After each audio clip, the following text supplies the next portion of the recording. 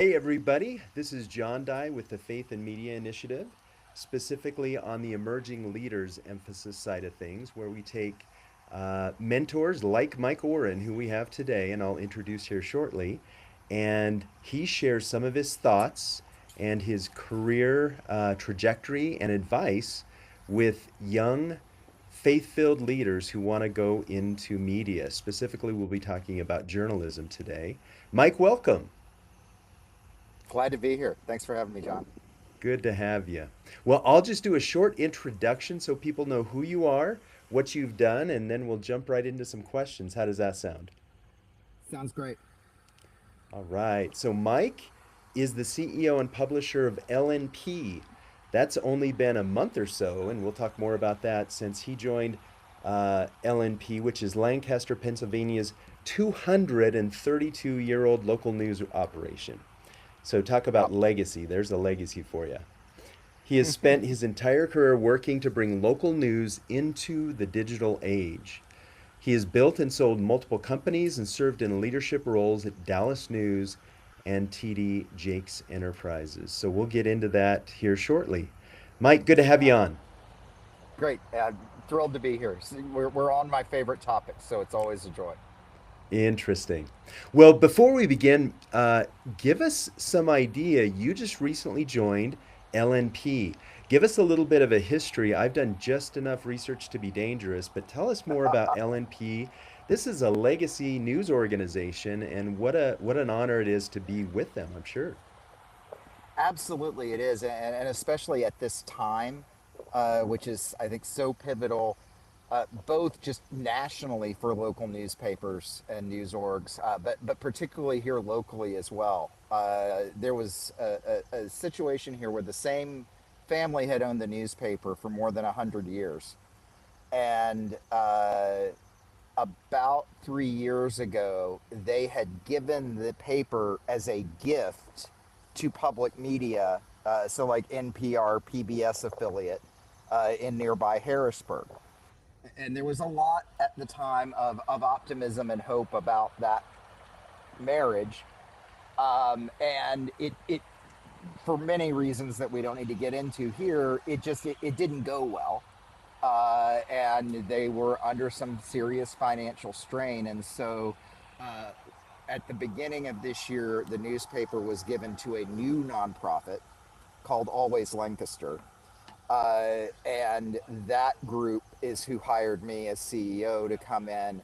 And I wouldn't quite say a turnaround because the paper's very strong in many ways. We have more subscribers, print subscribers per capita than literally any newspaper I've been able to find in the country. Wow. So quite the gift, right? Uh, but coming out of a period of challenge and turmoil, and trying to figure out what the world looks like going forward. So it's a real exciting time. There's some life in this institution, and I'm starting to see already even just a little swagger from the team that maybe had been missing over the last couple of years as they were struggling with internal things. So it is really an amazing opportunity to take this well-regarded key institution in this community and still have time to figure out, as print becomes less viable, what we can look like as a primarily digital organization. And candidly, that's an area we're behind in. And so that's where a lot of the opportunity lies. But it's just a tremendous community. It was really, I mean, I felt like a little God led on this because my wife and I moved to Lancaster in 2024. We've been here for 2 years, and I had no intention of getting involved with the newspaper here. But we had kept asking ourselves, why did God put us in Lancaster? Because we came here not for a job, not for people. We just researched and found the community where we wanted to live. And I don't know, this seems like the answer. Incredible. Incredible. God led. I Yeah. love that. I love that. And we'll delve into that because, again, we do deal with the intersection of faith and media. So I've got some more Mm-hmm. questions. But before we go there, you hit on something important, I think, which is, You talked about the importance of preserving print, and in LNP's situation, the necessity because of the number of subscribers. How do you know, not talking just LNP, but generally, when print is an asset and not a burden? Because we see so much of that starting to shrink, right, as the digital grows. Right. When is print an asset? Print is an asset while it's still throwing off cash. And that may sound a little cold. We would love to keep doing 7 days of print forever. And we're going to keep doing 7 days of print much longer than I think many others are. But, I love the Mark Twain quote, all generalizations are dangerous, especially this one, meaning not to generalize, but to Yes. generalize, there are no diehard print readers at an advanced age who we're ever going to get to move to the digital product. At the same exact time, there is not a 30-year-old in this county that I'm going to get to go subscribe to the print product. And they have very different wants and needs. So I see the print product as an asset because it allows us to serve the older members of our community. And by the way, it's an interesting thing.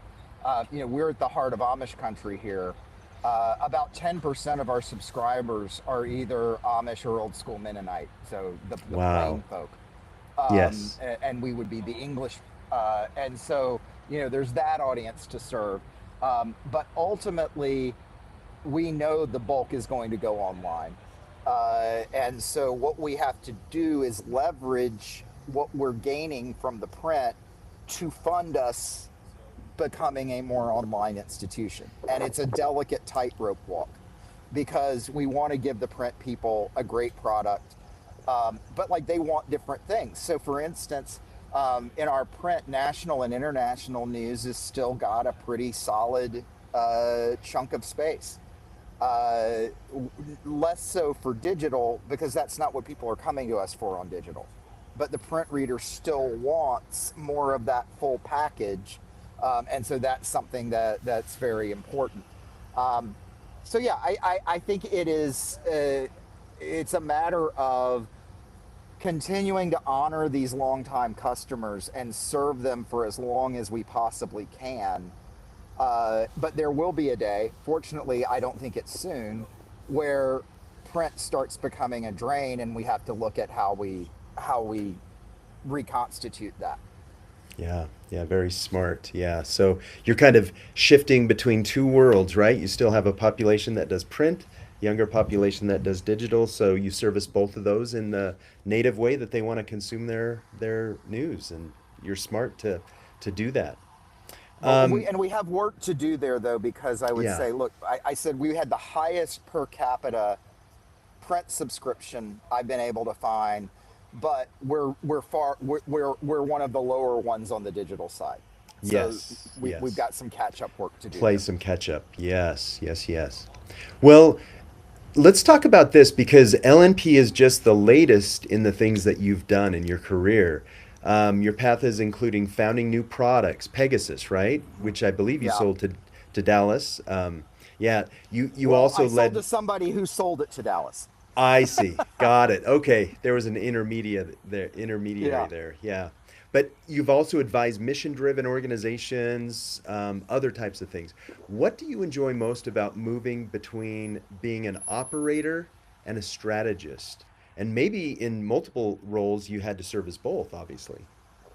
Yeah, I mean, I think that's the season I'm in right now. I think is where I'm trying to lean much more into the strategy and less as an operator. I think over my career, kind of my superpower has been that I was a strategist who could operate. But I actually asked our board to hold me accountable for not dipping too deep into the operations here, uh, because you can just get caught in the weeds. And I think part of what this organization is facing, and many others are, is like they've just been scrambling so hard to feed the beast and keep make sure there was a paper every day and stay solvent that they haven't had an opportunity to be strategic. And Mhm. so that's what I'm trying to bring in is uh, my focus being completely on that area, and then the good folks on our team, many of whom have been here for 35 and 40 years, let them continue to operate. And as a strategist, what I'm primarily focused on right now is getting problems out of their way and inefficiencies out of their way, so that we can grow. And Yes. so that's a big piece of the job. All right. Well, very good. I'm going to ask you a question about what you think might be the hardest part. Again, I know you're new to LNP, but you can talk about Right. this maybe more globally. What's the hardest part of building a sustainable local news model today? Because you are involved in local news, and that's one of your areas of focus and emphasis. Would you say it's Right. audience growth, revenue diversification, which we talked about, print versus online, Mm-hmm. cost control, internal change management, right? What maybe some of the people working there have expected and the culture that's created. What all of those are important. Which one do you think though is maybe the hardest part of building that news org today? I think the hardest part is convincing local people that this is worth paying for and that they need to subscribe to it. And that's globally. We've gotten so used to free news, and particularly on the international and national level, it's so commoditized. There's so much out there that you can always find a free source. But it costs a lot of money to produce local news. It is the classic version of the last mile problem. And so there's a lot of free writers, right, who, maybe read online and don't pay. And so, I just, the idea that this is important enough to my life and my community that I'm going to pull out my wallet and pay for it. I mean, the average person will only have like 7 total subscriptions, and that includes Netflix and Spotify and Amazon. Like, so think about all of those, maybe Peloton, and then where does local fit into that? And that's become, doubly hard over the last decade. As I used to go when I would do talks on local news. My second slide was always a beaming local is nonpartisan. And we've lost that over the last decade. It's become very partisan. And so, like, I think one of our challenges here is, we report factually, we're nonpartisan, but we have a lot of readers who think that we lean left. And whether we do or not, they think that. And Hmm. so, how do we bring them back into the fold and back into the conversation? I've already been working on that, looking for common ground on things that are important to them that maybe we don't cover as well. So, like, I'm not saying we're going to go out and do this immediately, but just in the last weeks, I've learned that there's a tremendous amount of interest and alignment, both from the left and the right locally, on the issue of farmland preservation, and been told that maybe we could do more on farmland preservation. So now, as a nonprofit, I'm out talking to funders who care about farmland preservation about, can we fund a beat? But the Mm. reason I'm doing that is that's common ground. That's something that I can excite the people out in the county. To give you an idea of the construction here, Lancaster City is as blue as you'll ever find. And then 1 inch outside of town, it's very, very pro Trump, right wing, and we're serving all those people. We Mm. have, the way I put it is, we have 562,000 customers. That's how many people live here, and that we're serving. And so we've got to bring them to the point that they feel they're being represented in our pages. And we're going to work Yeah. very hard on that the next year, while maintaining the same editorial standards we've had for 2 centuries. Yes. Love that. Love that. Love that. Well, Mike, let's delve a little bit more into your personal faith journey and maybe where that intersects Yeah. with some of the things you're doing. How has your personal understanding of faith like you've already mentioned, you felt God led to be where you're at, but how has that faith component shaped the way you think about media, maybe as a public trust, and maybe about feeling called to be in this space? Tell us a little bit more about that. Yeah, absolutely. And I'm gonna, if you'll indulge me a second, I'm gonna kind of go out a little wider than that in my faith journey because I can draw a really clear line. So I grew up very diehard Catholic, and then was really away from the church for a long time. And during that first startup, Pegasus News you mentioned was during that time. So I went through founding, funding, growing, building, selling, carrying on, really without including God in the boardroom, right? And then as I came back to my faith and actually got extremely involved in my church and in faith and business in my community at the time, which was Dallas, um, I built other businesses and it was an entirely different experience. And that's why I wanted to kind of do the zoom out there. I find when you're running a business, a cause, a startup, leading any kind of group, when I wasn't coming as much from a place of faith there, um, I was impatient. I was entitled. I thought we deserved certain things. Um, Probably wasn't as grateful Mm, at some of the extended, amazing things people were doing. And worst of all, I thought I was in total control. mm. So every decision fell on me.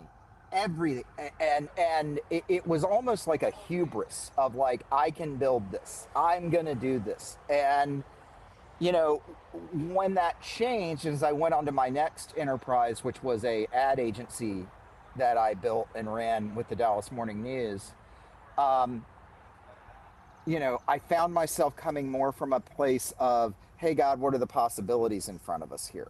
Mm.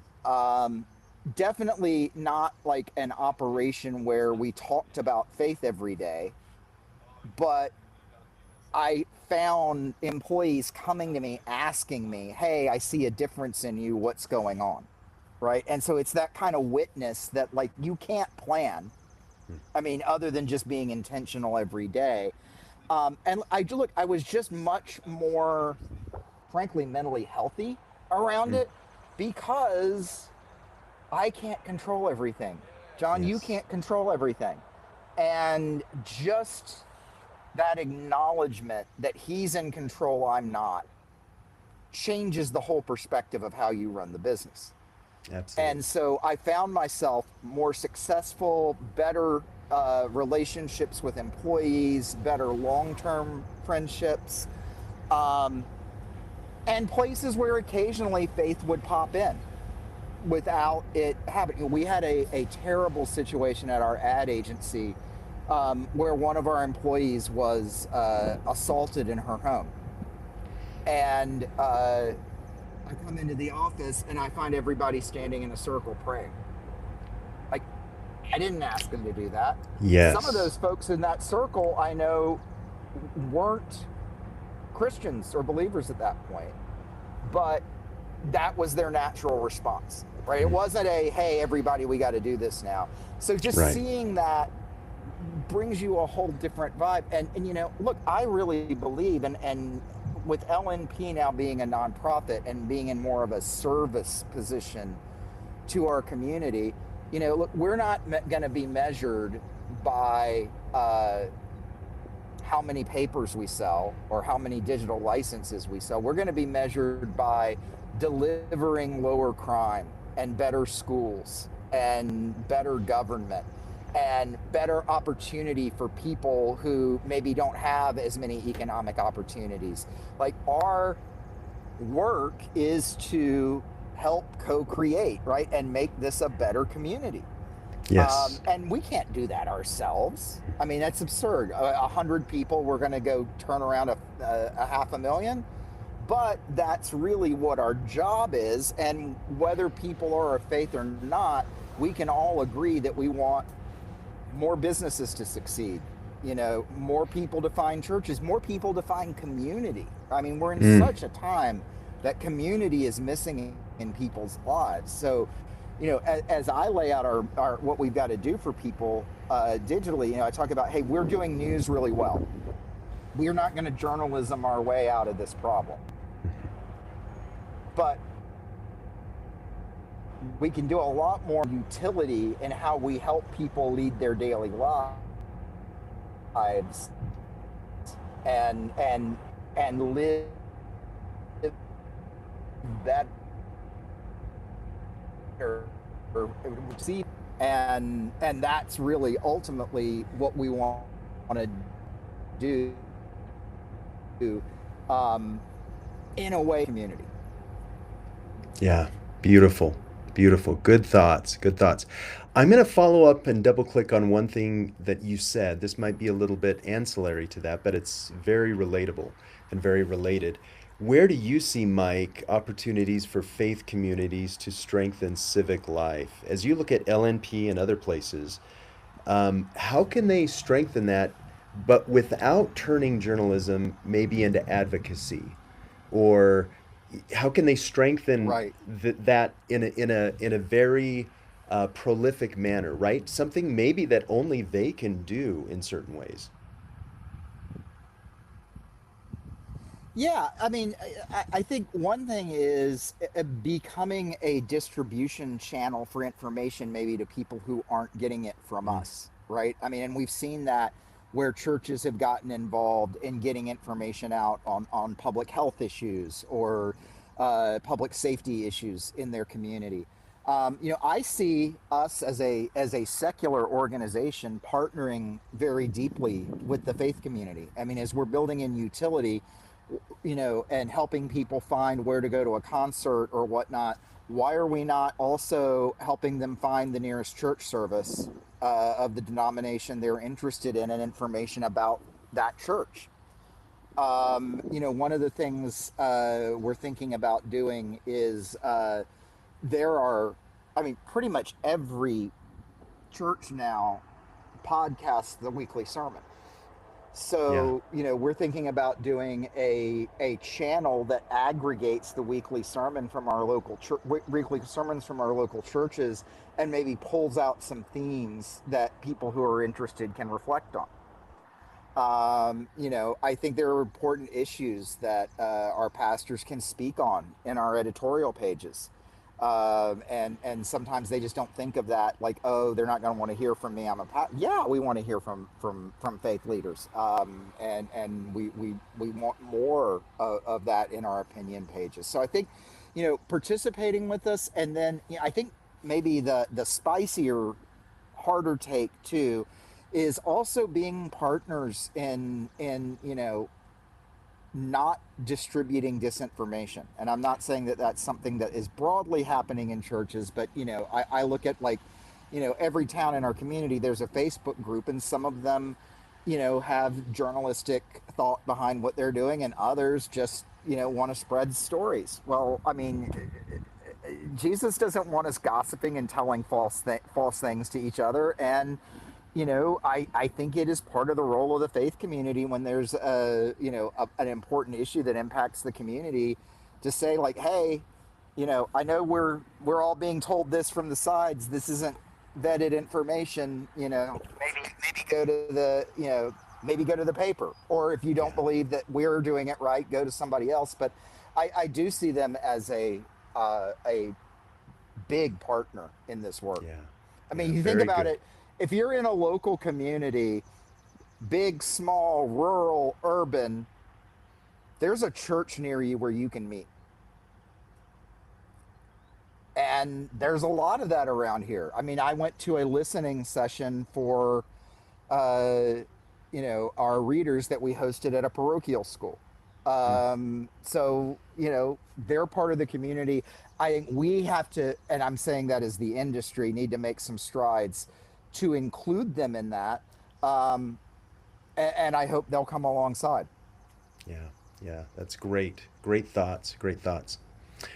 Okay, Mike, we're going to enter something that I call mentorship Mike micro musing. So this is a just quick call and response, 15 to 30 Speed seconds. round. Speed Speed round. round for Okay. you. Speed round All for you. right. Okay.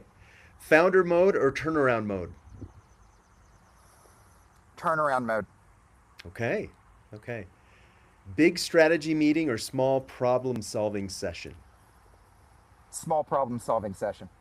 Okay. Build it yourself or partner to scale? Partner to scale, except for the one thing you do better than anybody else in the world. Smart. Smart, smart. Here's another tough one. Subscriber growth or ad growth? Subscriber growth in order to move to ad growth. So Yes. we are actually going to be pulling a page from the Salt Lake Tribune's playbook. And I don't know if you're familiar with what they did, but I know we're in speed round. I'm going to give a really quick thing. So they grew their digital subscriptions and then took down the paywall. Yes. And they Yes. did that by turning those faithful subscribers into donors. Yes. That's the Yes. journey we're going to be on as well, but we're at the beginning of it. So Okay. we have to get enough digital to convert to donors. So at that point, we'll be more donor and advertising. But Yes. today, if I can only have $1, I want it from a subscriber. Yes. Yes. Good call. Good call. Sorry, I broke your format there. That's okay. That was good context. So this next question, I want you to think about how others would describe you to answer this question. One word that describes Mike Orren's leadership style. Inclusive. Inclusive. Love that. Love that. Okay, now give me one word that you think describes a healthy newsroom. Curious. Curious. Okay, good. Um, think back upon your full career really quick and what is a project or multiple projects, if you want to name multiple, that changed how you think about local news? Wow.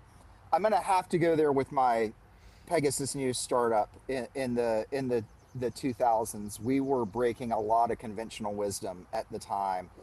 And I think what I learned, the big thing I learned from that experience that I'm bringing in, was just talking to our team about this morning, is people are not just one thing, right? I care about local news. I love Americana music. I smoke meats. Like, I have a lot of different things about me. And what local news I think has really dropped the ball on, that we sort of started figuring out back then, is how to reach the whole person. And so, for instance, when we did Pegasus News, we actually had an early beta that was just music, local music, because we knew that genre really well, and we had a great audience. So, well, then we moved to full-on news, started covering the full community, and people said, "You're fools. You've got this audience of tattooed 20-somethings, and now you're trying to talk to them about school board meetings." Mm. Well, what happened was, they weren't looking for school board info. But when we put the school board info next to the things they were looking for, they engaged, because that was their community and it was relevant to them. So, kind of anecdotally, we would gauge our impact based on how many tattooed people were showing up at public meetings, and it was significant, right? It was real. So I just think that we're here to serve the whole person, Yes. and that means really flipping from a top down, here's what you should know and here's what you should think, to a, here's what we think you're interested in, let us share what we have. Mm. And that is a very different way of approaching the business that I really actually think now is the only road left to survival in this Yeah. industry. Yeah. Yeah, it's digging into those niches, right? Where they Yeah, care, that's where eyeballs will follow. And it may not be the mass numbers, but it's the individuals who really care about that. Yeah, I love that. yeah. Um, Tell me this. I would love to know your opinion on one thing that you'd love every local newsroom to try, to test out. So this is my pet thing, and in fact, we're talking about it here, and I've done it twice. I did it at Pegasus. I did it in at Dallas News, and it wasn't quite scalable yet. And that is building a massive knowledge graph in your digital product behind the news, where you take what you have vetted and know about people, places, organizations, and events in the area, and just keep growing that data so then it's useful. Mm. And and the reason it was hard before was, the last time I did it, I had a developer team that spent 9 months building. We had a database team that spent 6 months collecting data. And now in the world of I mean, when I was interviewing for this job, I vibe coded a proof of concept of that in a morning. What Wow. took our team, you know, several years of man hours to produce, Yes. Yes. I can now do better and more quickly. And it helps too because, there's a lot of concern in the news side of our business about AI. And are we going to have AI writing the articles and AI making the decisions? And that's not what I'm looking for. What I'm looking for is using AI to aggregate all this data we already have and then use it to feed utility on the site and to feed stories to our newsroom, right? Like they should be able to say, like, what is the biggest institution that we haven't done a feature on in the last 2 years and get a quick answer, right? So I Yes. believe that that should be one of the backbones of every local news strategy. That I'm starting to see some other folks come along on that, but I'll admit I was sort of alone on that island until AI hit, and now people are going, oh wow, Yeah. we can actually take what we have and create value without having to do a lot more work on it. So that would be my hot button for other publishers to think about. Well, that's great. That's great. We're starting to get some student reaction, student questions, so I'm going to drop those in. Oh, good. Yeah, we probably have about 12, 13 minutes left, so I definitely want to address Okay. these. Khaleesi asks this, looking ahead 10 years, Mike, what will successful local news orgs do better than they do now? And maybe the Mm. knowledge graph that you mentioned, that's probably one thing that you would hope that they would ingest and actually take on. So let's assume that that's a given or they understand that. Right. What other things do you think they'll do better than they do now? Well, okay. So one is just it becomes a matter of business focus. So all the good things I said about print are true, but I didn't say the bad thing about print, which is that it takes an outsized amount of attention from our team to produce that daily miracle. And as we move to a world in 10 years where I think you're going to see most papers have like a weekend deep read edition and then it's otherwise digital. And what that does is it will allow them to be much more proactive and cover much more digitally because they're not putting the effort into the print as much. So that's one big thing. I think the other biggest thing is just that um, as we shed this, voice from on high, finger wag, we know better than you news ethos. Um, I think we're going to become better at creating community and getting local people together to find common ground, Mm, right? And so, like, I don't see it's not our job to advocate for a cause, but if we see two groups in our community that are at odds and we can bring them to the table and share factual information and kind of moderate and yeah. share that with the community, then I think we're really making big positive measurable changes. And you will see, you know, when I say local news, we're not monolithic, right? There's 230-year-old newspapers like us, and then there's upstarts, just digital only, like I've done before in their communities. And they've started with community by and large, and then they're getting to news. And I think we're going to get to a world where those two things are hopefully very interlocked. Yeah, yeah, totally makes sense. Totally makes sense. Stephen asked this: how do you keep a newsroom from becoming too cautious and/or too reactive? Yeah.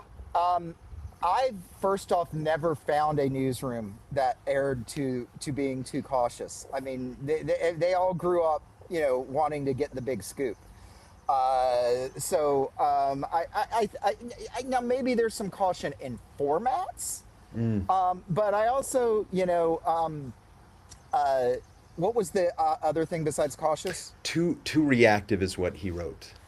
Yeah, too reactive. So look, I mean, I think we're by nature reactive, right? Every day we start with a blank slate. What's going to happen?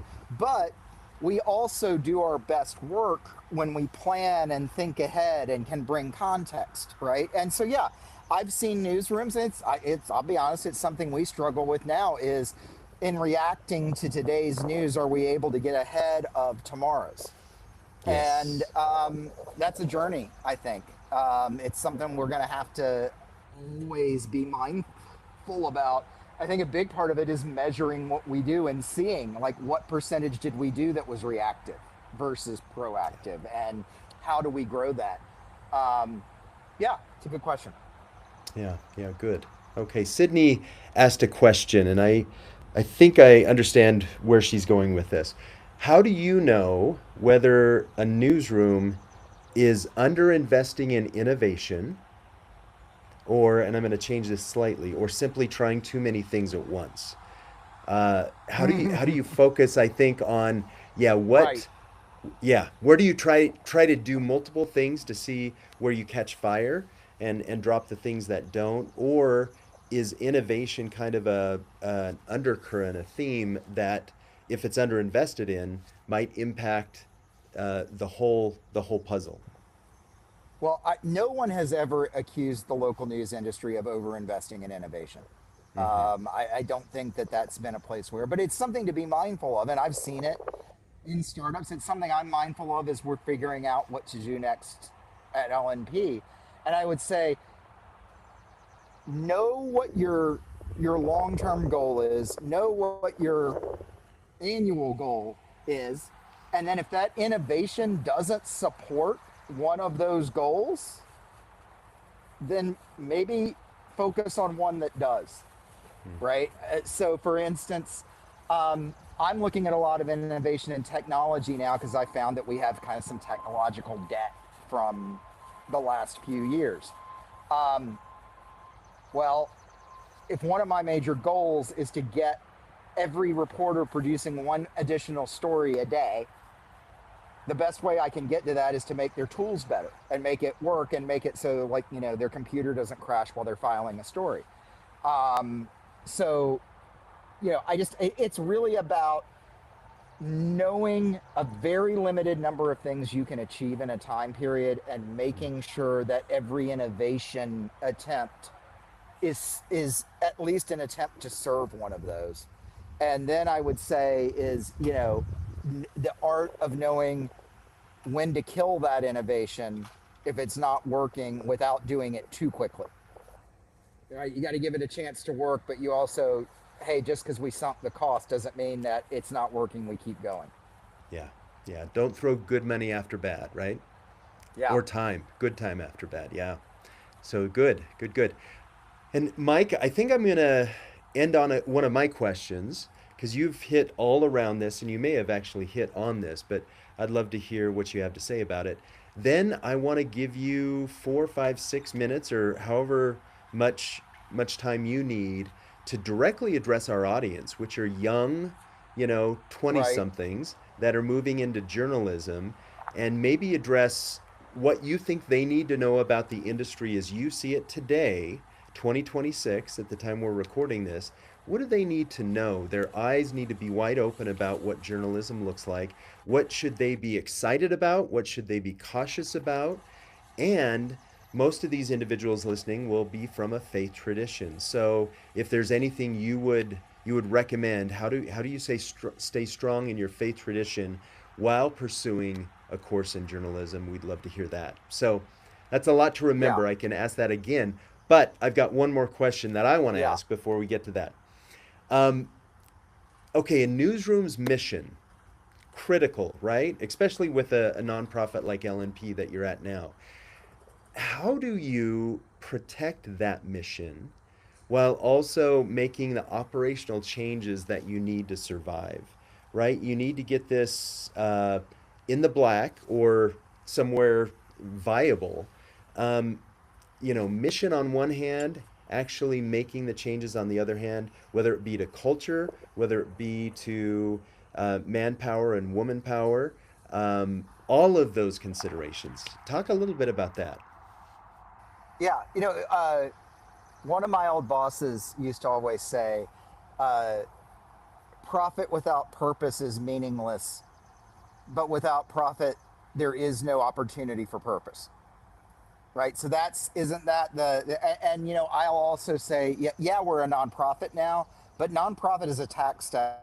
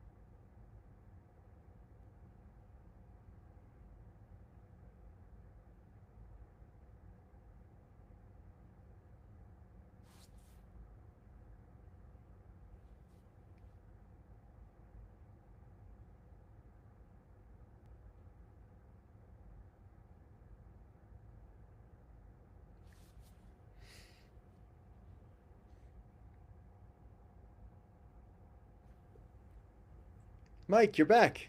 I apologize, John. I lost power. Um, Oh, no worries.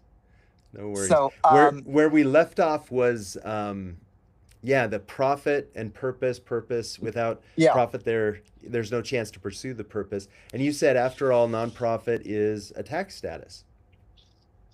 right. Not a business model, right? You still have to pay all your bills, right? You still have to have a penny more than you spent, or you're not able to sustain, right? So, I think that's one of the big issues is like, and the thing that I've discovered in my work over the years is that they're not in opposition, right? If we do the things that are of purpose, the profits will come. One of the greatest things I learned at Dallas News was right before we did our digital transformation. We did a deep dive across all platforms and all types of readers and into what would actually make people pay for a subscription. And it's all the stuff we went to journalism school for. It's watchdog reporting, it's government reporting, it's the how do I make my community better reporting. So the mission and what I say the best dollar is a subscriber dollar, they are absolutely aligned. um and I think that's important. Until we find that alignment, I don't know that you have a business that is going to make the long haul. Yeah. And so, I think it's us really doubling down on that. Yeah. Good. Good, good. Good thoughts. Well, Mike, I want to give you just time to talk to our, specifically our audience, the young student, Yeah, yeah. 20 something that is entering their career in journalism. Yeah, talk talk to them about what they should be excited about, maybe some things to be cautious about or consider. Yeah. Also, just I'd love your thoughts on how do you remain faithful in your faith tradition and pursue a career in journalism? Just anything Yeah. along those lines would be helpful. Yeah. And I'm going to start with the how in your faith tradition can you succeed in journalism? Partly because that we even discuss that question, like that it's even an issue. I'm not saying we should sweep it under the rug, but like why, uh, everything in the Bible tells us find the truth, seek the truth. Um, and I just think that we've gotten into a world where even young journalists think, oh, I'm from a faith tradition. Do I fit into this, kind of perception of the journalism world? And you absolutely do. And I've seen so many great examples of it. Uh, you know, uh, I had a colleague once who was doing an investigative story on a large group of people who had all been very badly hurt physically by the actions of some company. And he was calling every one of them to get exactly right what they had suffered. Well, imagine making 100 of those phone calls a day. Your Mm. empathy meter is going to go on override. The way he got through that, while he dialed and the phone rang, he prayed for the person he was about to speak to. That's how you can live successfully in the journalism rule and maybe world, and maybe with some tools in the toolbox that somebody who hasn't found their faith journey doesn't have, right? um I also believe that, look, we are in a world right now that is more partisan than anything I've seen in my lifetime, and I'm 54. And it is hard. There are people who will say, if you don't cover this agenda, you're not a good Democrat. Or if you don't cover this agenda this way, you're not a good Christian, or, whatever. And the great defense is the truth. Report the truth, speak fairly, speak in love. One of the things that we're going through a process now at LNP of doing mission, vision, and values. And I don't want to say too much because I haven't even unveiled the results from the team to the team yet. But one of the top ones is we love our county, we love our community, and we are acting out of love. And that doesn't have to come from a place of faith. Now, for me, it does. And that doesn't mean that I am primarily, out here to proselytize, or really at all. What I'm doing is saying, hey, I love everyone in this community. Because you are here in this community, I love you. And I've been out, talking recently, not just to our lovers, but our haters, right? And I'm like, I want you to have the community you want. I want you to, you know, have a better life. And I'm going to enable that as much as I can while always telling the truth, whether we like the truth or not. And I think that is a position that we all have to take in this day and age. Um, Speaking specifically for folks who are young journalists, my biggest advice is stay curious. Your ability to problem solve and figure out answers is more important than learning a beat per se, right? Become a great journalist and find your niche, but don't think you're limited to politics or entertainment or real estate or whatever it is you've been brought up in. Because frankly, most places don't have the resources now to have 100 topical folks. And what is so valuable is a journalist that we know we can drop into any situation and they're going to come back with the story. So I would definitely say that. Um, and I would just say, look, this is a hard job and a very hard industry right now. Um, and I couldn't do this without my faith. I mean, I've been pushing the rock up the hill for a really long time on local news. Um, and I had at the time knew I needed a break about 8 years ago. Somebody asked me at a party what I did, and I said I was a hospice nurse because that's the cynical view of this industry now. Well, I took some time away. You know, talked to God a lot about where this should go because it's maybe not where I wanted it to over the last 20 years. And I feel like I'm just in a lot better headspace for it because I'm not in hubris and you know antithesis to what the gospel tells us. I'm not assuming it's all on me. Hmm. Because if it is, we're all in trouble. Yeah. Well, your wife might say that too, right? I don't know. Mine Yep. would. No, that's great. Mike, incredible. Incredible words of wisdom. Best hour of my day so far. Thank you for Oh, joining mine us. too. Mine too. Thank you for joining us. Yeah. Happy We to do will it. be we'll be back again with another episode of Mentorship Mike, another great mind, very similar to Mike's, in the near future. So look for that. Mike, have a good day. So good for you to join us. Thank you. I really appreciate it. Again, I'm sorry about the technical problem. No worries. Thank you. All right.